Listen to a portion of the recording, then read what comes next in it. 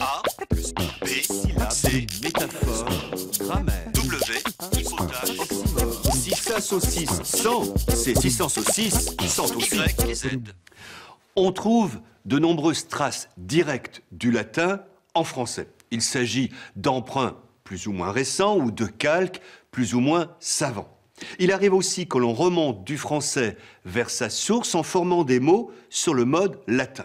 Il en est ainsi des adjectifs formés sur le superlatif latin issimus. Par exemple, un artiste brillantissime, très brillant. Un homme d'affaires richissime. Un film nullissime, totalement nul. Une situation rarissime qui pose un problème gravissime, mais dont la solution, heureusement, est simplissime, etc.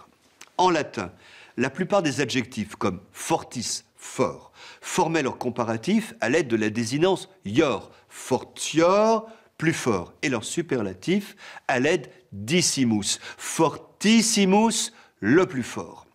De tels superlatifs latins sont passés au français via l'italien. Dans le domaine musical, fortissimo sur une partition indique qu'il faut jouer plus fort, pianissimo plus doucement.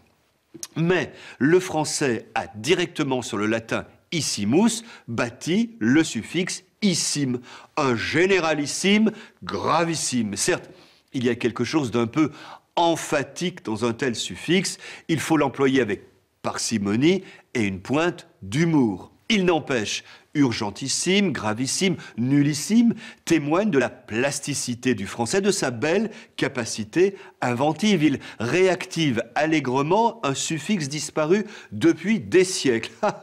Génialissime.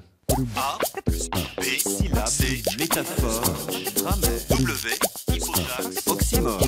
Y et Z.